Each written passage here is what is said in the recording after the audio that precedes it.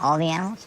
You're going to be doing the same thing. They respond to different vocalizations, usually a little higher pitched voice. Try it once. See, it already works. Perfect beginning, and the marten is paying attention to you already.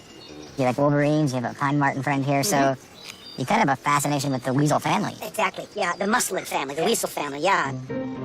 The weasel family includes martens like Beckett, with lightning-quick reflexes and awesome dexterity. River otters, adept at survival in the most frigid conditions.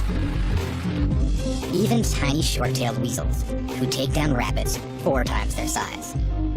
But the king of weasels, the largest terrestrial member of the family, has all these talents rolled into one.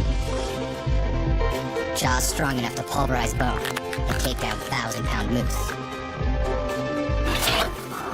Vocal cords that mimic a grizzly's growl. And the attitude to back it up. No wonder this dog-sized weasel projects the confidence of an animal 10 times its size.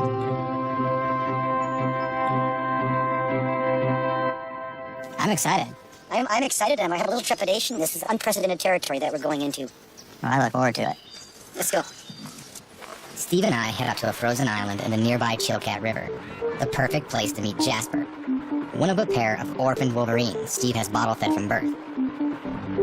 But as a stranger, coming into Jasper's life late in the game, I'm in a situation that is at best unpredictable, and at worst, dangerous. Hopefully this island is big enough for the both of us. What do we have there? This is, Jasper the Wolverine. Hi, buddy. That's it. Hi. What do you think? What do you think? Hi. You know, it's that trust that you're working with all the time. And I use different types of, voices. You know. Use a high-pitched voice. Can you use that? Yeah. Hi, buddy. Hi, buddy. That's it.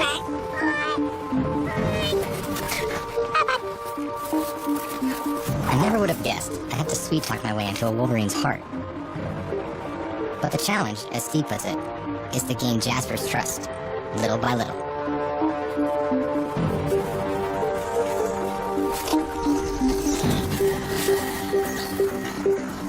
And just like that, Jasper gives me an opening. A first step into forming a real bond. Yeah, he seems to like you. He likes your hands. You did good. He wants to go that way. Should we go with him? Let's walk. Let's walk. Let's see where you go. Hey, buddy. Let's just walk this way. With a pass of the leash, our relationship is off and running.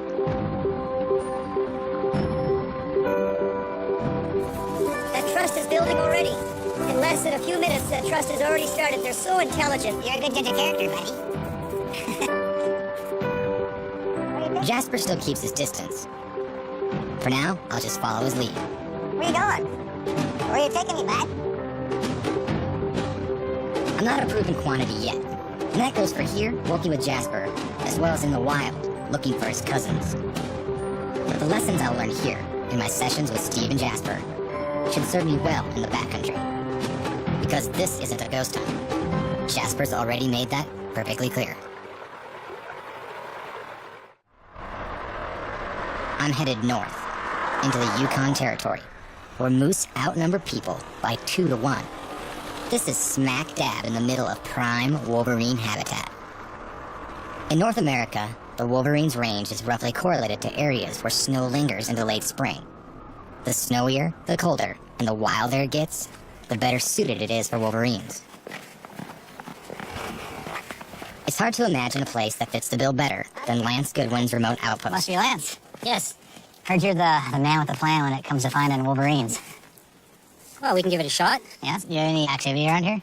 Well, actually, we've had a small fox come in the last few days. Right on cue, a red fox comes to check out the new guy in town. But Lance comes from a long line of trappers in the area. It's his expertise as a mountain guide, live trapper, and conservationist that I'm counting on to show me the path to the Wolverine. Like I say, So it seems like looking for Wolverines in an area that's as vast as this would be like looking for a needle in a haystack. How do we begin? a good possibility to start with is that we have a bait shed that we use for the trap lane here. Then we can move into the backcountry where we can take a shot from there and see what we can find. Great, that sounds good. A stakeout of the bait shed will be a natural way to test the waters before I head out further into the backcountry. So this is the bait shed where Lance keeps his meat for live trapping. And this is going to be a great spot to set up my remote cameras and see what critters are coming in here. Wolverines are notoriously difficult to find and film, so I've brought an arsenal of remote cameras and night filming equipment. If the bait shed cameras perform well, they could provide me my first big lead. Now, it's a waiting game.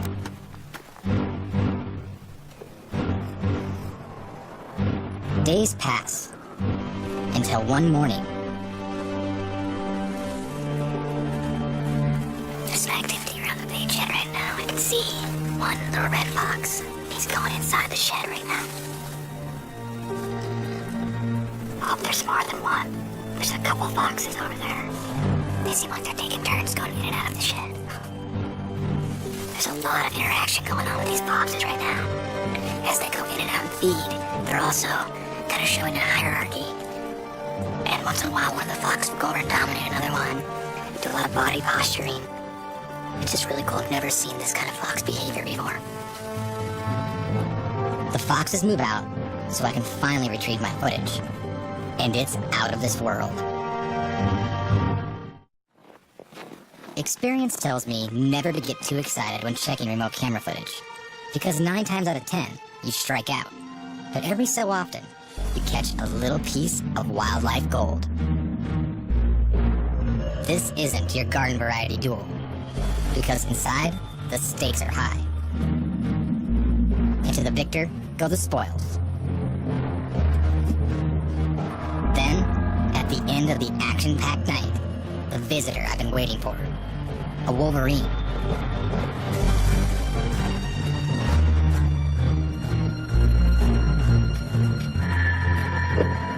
A trapeze artist with jaws of steel, exerting some of the strongest bite pressure in the animal kingdom.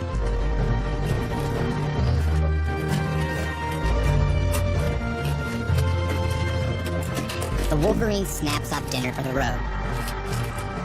And I know I've come to the right place. But basically, I can take this same idea, go out there, try to find food sources, and hope that the Wolverines out there find them too. Today, I leave the front country for the true wilderness, to find a Wolverine in the wild. And it's one incredibly scenic ride.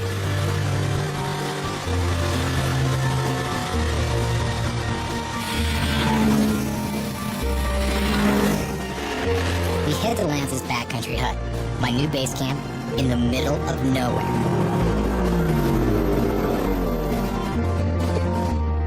Wow, this place is big. Do you have any wildlife tips? Down at the end of the lake, there's an old beaver house that the otter have been living in for years. That'd be one of your best bets. It's a good place to start anyhow. And the Wolverine, well, that's a tough one because it's pretty rare to see them at the best of times, but it's just a matter of luck and spending lots of time glassing. I'm not so sure about luck, but I've got plenty of time. Mostly to wonder how I'll find an animal weighing 20 kilos that patrols an area the size of the city of Los Angeles. That's 1,300 square kilometers. The next morning, I take my first real tour of the surroundings. Well, I'm gonna try to get to know this place. I think the first thing I'm gonna do is ski across the lake and check out those otters that Lance told me about. Out here, even the small trips feel big. Wolverines swim in an ocean of wilderness. In a valley this size, there are likely less than 2 Wolverines who call it home.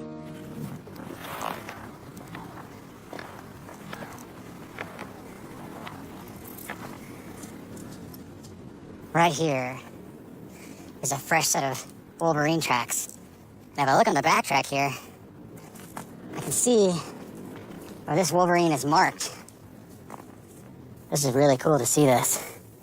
Good track. Headed up that way. I think I'm gonna follow it.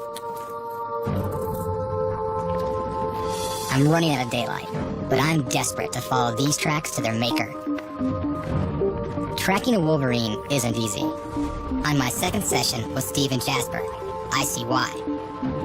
We'll let Jasper off leash to see firsthand how a Wolverine moves across the landscape. But first, we need to warm him up. And for a Wolverine, that actually means cooling him down. So one thing Wolverines like to do is keep cool. It might look like keeping cool out here is really easy, but not for a Wolverine. Wolverines have what is called an obligate relationship with snow. That is, they can't live without it.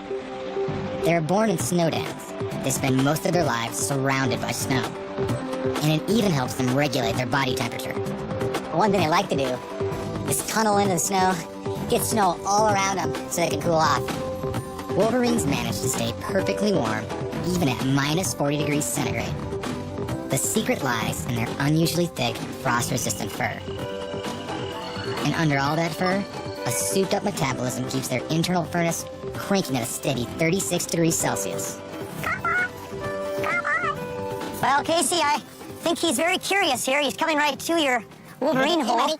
Just keep talking to him there. We're getting to the second level now of his trust and bond with you. And, Jasper? I'm back. I'm back. There you go. Jasper jumps right in. And out. he's not quite happy with it. Well, I did my best. maybe Jasper just needs a little more room to breathe. And although it's risky, we're going to give him some freedom to roam. I'm gonna let him go. I'm gonna unsnap this and see if he even knows if he's free.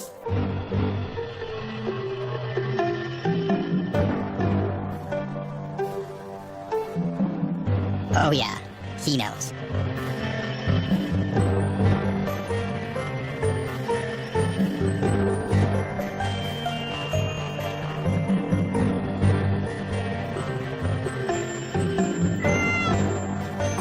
How's that?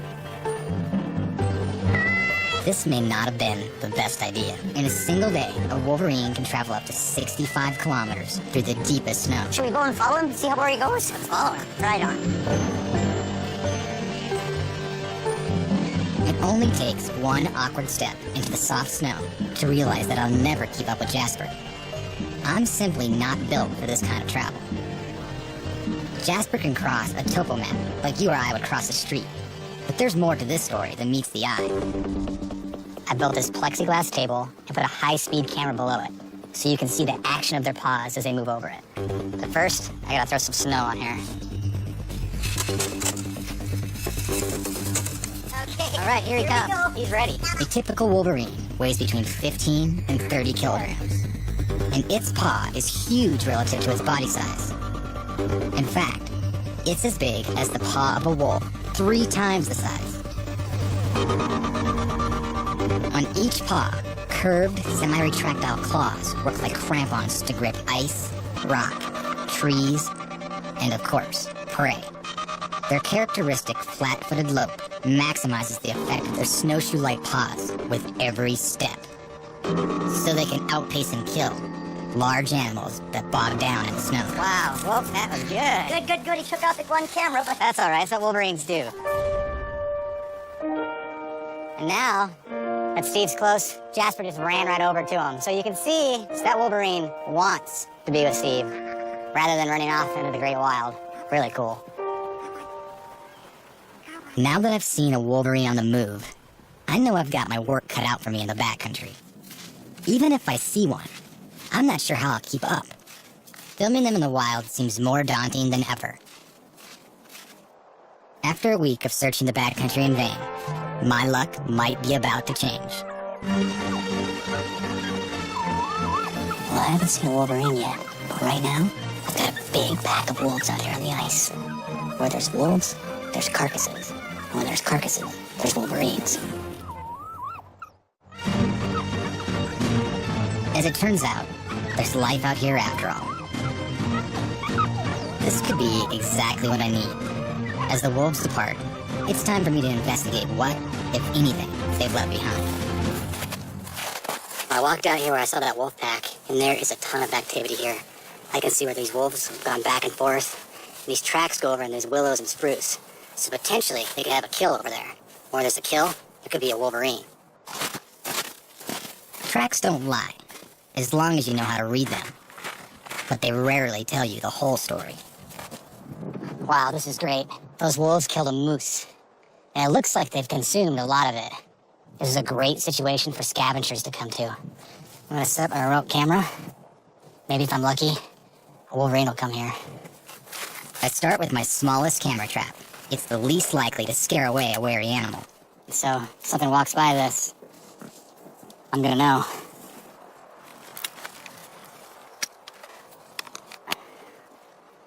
No, I can just go back, sit in a cabin, let this little guy do all the work.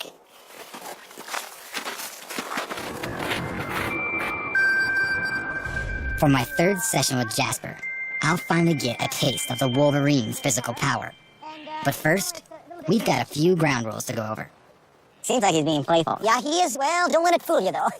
He's still got his guard up a little bit, but it's coming down as we speak, literally. What a good boy. Once again, Steve's advice on how to handle this rare carnivore is a little different than you might expect. Putting your hands in his mouth also helps, and one thing I like to do is kiss. Kiss the Wolverine on the nose.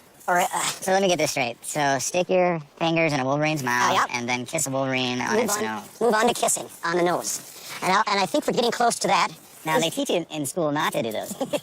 I'm amazed that Steve hasn't lost an eye or a nose by now. But perhaps it's his confidence that Jasper recognizes. Now, he likes to kiss with his teeth.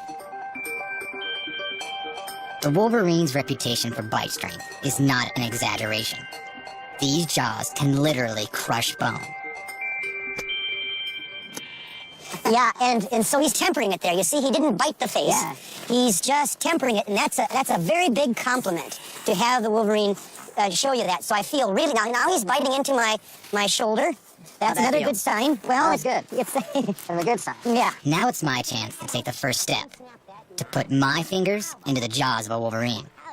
He's biting your hands nicely, and then licking right afterwards. Oh boy. Very, very, very good sign. Oh boy. Very Now cool. just try to pull off this a little bit around his head. Oh, and now he's free.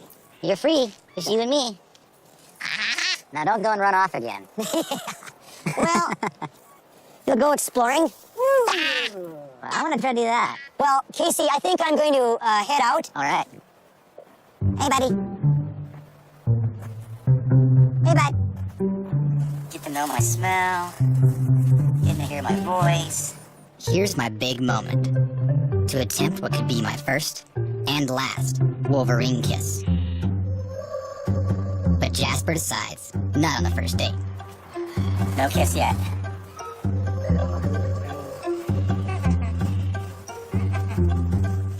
Wolverine play isn't all lighthearted fun, and Jasper's starting to get more physical. He's showing me he wants to play a little bit. I'm just gonna give him let's not take it too hard, but baby steps. Move my hand around. Jasper's bites continue to get stronger, Good stuff. so I bring in something else for him to chew on. It has me in a cold sweat. If the Wolverine lives up to its fierce reputation around fresh meat, I could get caught up in a feeding frenzy. I finally have Jasper's full attention, and all it took was a giant moose ribcage. There's no mistaking the object of that intense stare. Wolverines are legendary when it comes to carcass defense. I've heard tales of Wolverines chasing off grizzlies, fighting whole packs of wolves. Now, he's putting those jaws to work. Look at that power. It's just so cool when he starts to chew on the meat, the bones. You can really see the muscles all the way from the tip of his nose, through his head, down into his neck, really working. He's perfectly designed for this right here. And right now, he's using a tooth way back here. Instead of being situated like this, the tooth is actually rotated 90 degrees like this.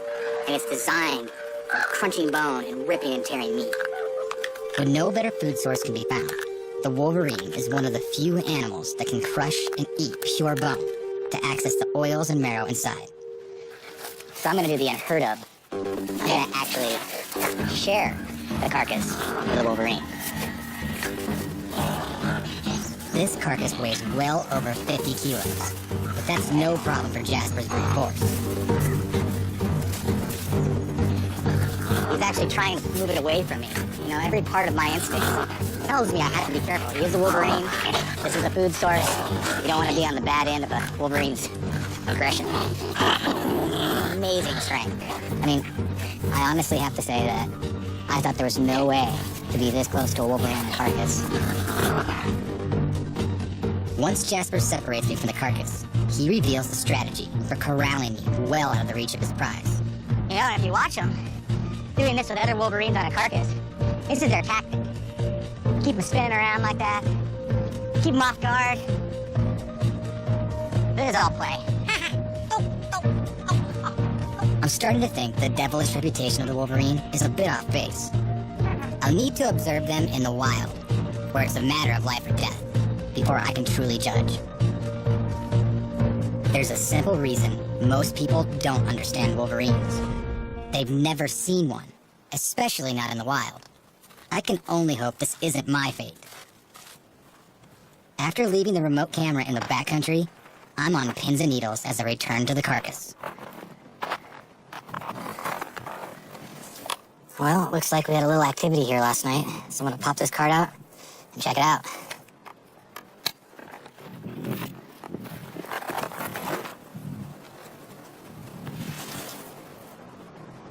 Well, a fox came in.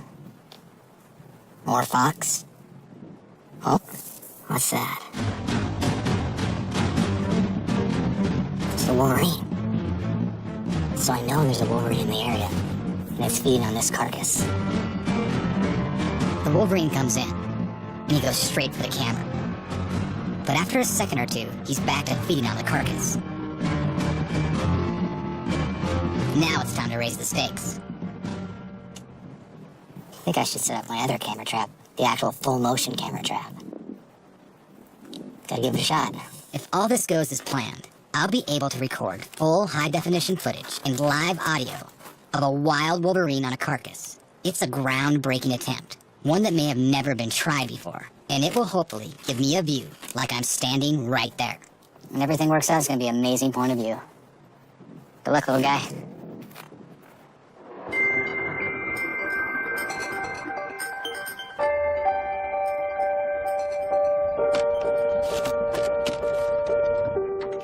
My camera traps are in place, but this morning, I'm gonna climb up on the ridge here, watch the carcass, and hopefully, I'll see the Wolverine.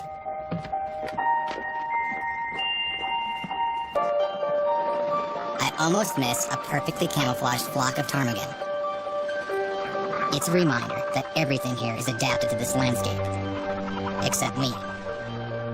When I finally reach the ridgetop, I pause for a breath. Only, I'm not alone. This is amazing. A wild Wolverine. The Wolverine is way out there. He's just a little speck on that vast white of the frozen lake. I can't believe my eyes. What started as a tiny speck is coming in closer, and closer, and closer.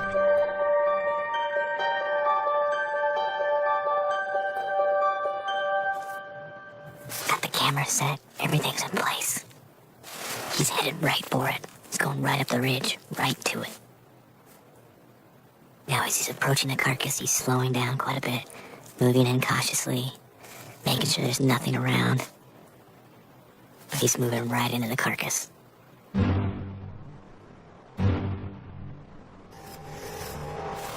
can see how smart he is. He knows there could be other Wolverines, there could be wolves, so he's just moving in real hesitant, making sure there's nothing else around. There he's done. He's on the carcass right now. All the hard work, it's all worth it for this moment. When suddenly, something else comes into view. A second Wolverine.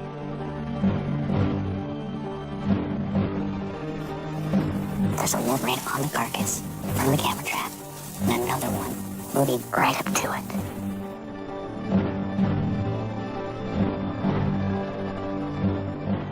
How cool is this? Not one Wolverine, but two Wolverines. It's good. There's a camera right there, catching all of this. I'll never see this again, so my eyes are glued to their interaction.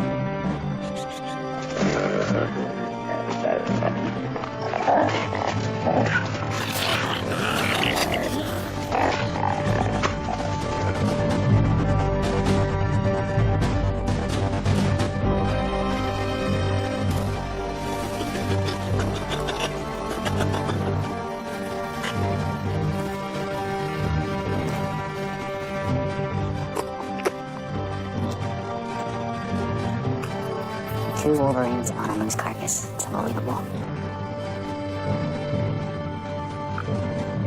I call that a major success. I'd like to learn more about Wolverine's social behavior. So it's time to find out what would happen when we add Bam, Jasper's twin brother, to the mix. It's your brother! Right away, I can see that even though I try my best to play Wolverine style, these two instantly take it to the next level. Just like our groundbreaking carcass footage, we take another unprecedented step, filming this interaction with a high-speed camera to reveal the unique biomechanics of Wolverine play in slow motion.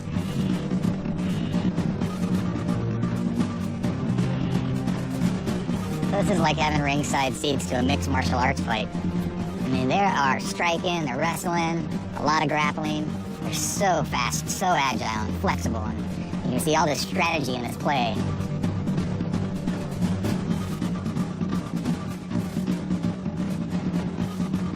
Like that there, a little leap and come down on top. It's pretty great, keeping their head low, rolling over.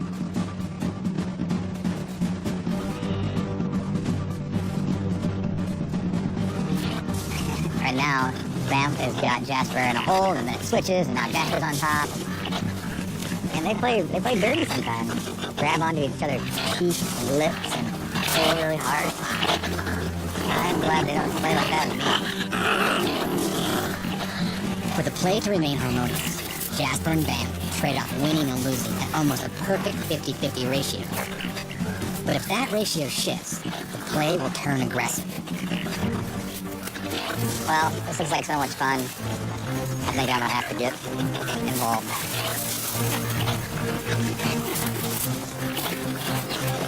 Oh, come here. Let him in. Oh boy. Oh boy. Oh boy. This is fun. This is fun. Here I am, faced with not one, but 2 sets of snapping jaws. This is fun. This is fun.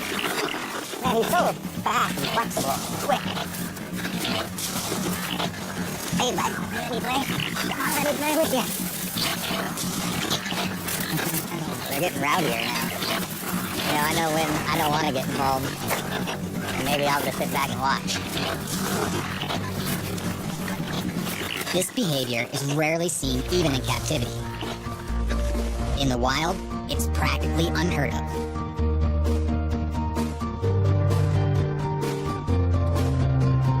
And they're just playing, having a good time. Running. This is funny, it reminds me of Bam and Jasper, how they play with each other. Out here in the wild, Wolverines are doing exactly the same thing. I mean, it's obvious when you watch them, they're having fun. It reminds me of 2 puppies playing with each other. And after getting to know the Wolverine, Bam and Jasper, and watching these Wolverines in the wild, it really proves that they're not the monster everybody thinks they are. I mean, they're fierce when they have to be, but most of the time, they're just having fun. And that was awesome, more than I ever could hope for. There's still one final hazard that I haven't faced yet out here in the backcountry: an avalanche. Avalanches are one of nature's most destructive forces, but for a Wolverine, they can be a blessing. Unlike bears, Wolverines don't hibernate when winter arrives, so they need to find food any way they can. And the flash-frozen victims of an avalanche, like sheep, mountain goats, and the occasional moose, are a major prize. Today, I'm taking Jasper into the high alpine to let him experience the ultimate realm of a wild Wolverine. But first, I'm going to test his avalanche skills. You want me to crawl in this hole? For this exercise, I'll be playing the part of the buried treasure. And what we're gonna do here is sort of your point of view, like you're a carcass, an animal that was hit by an avalanche this past winter. And you're buried, and animals like Wolverines will come along and dig you out. Okay, so I just need to get down in here. Yeah. You're gonna bury me. Yep. And my rescuer is gonna be a Wolverine. A Wolverine, I'm gonna bring Jasper over and see if he'll find you. Oh, that'd be This is cool. what Wolverines do. And so, are you okay yet? Yeah. Okay. Sea suckers are heavy. I think they cave in on me, it would be It would hurt. Yeah. Just like in a natural avalanche, when the snow compresses under its own weight, it sets up like concrete. Jasper will have to showcase some serious digging to get me out of here. If you have any sense of claustrophobia, you would not want to be in here. So you are the carcass and goodbye. But you're gonna be saved, however, by a Wolverine. I hope so.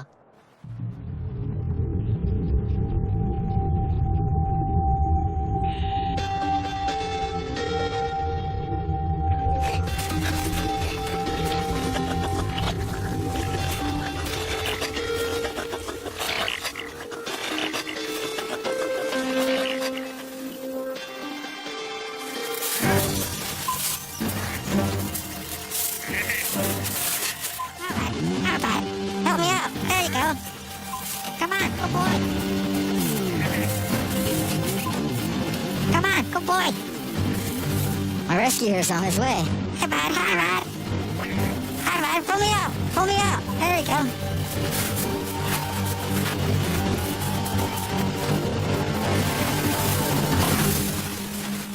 Good boy. You saved me. You saved me. Pull me out. There you go. There you go.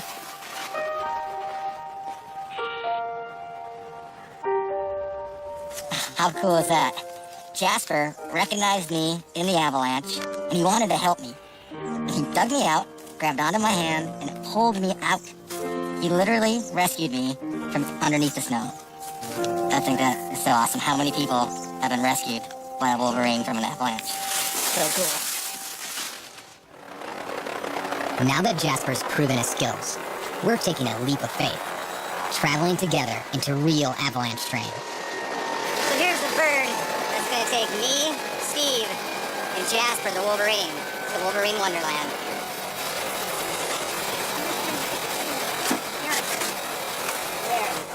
Shut me on in. Here we go. Locked into a helicopter with a Wolverine.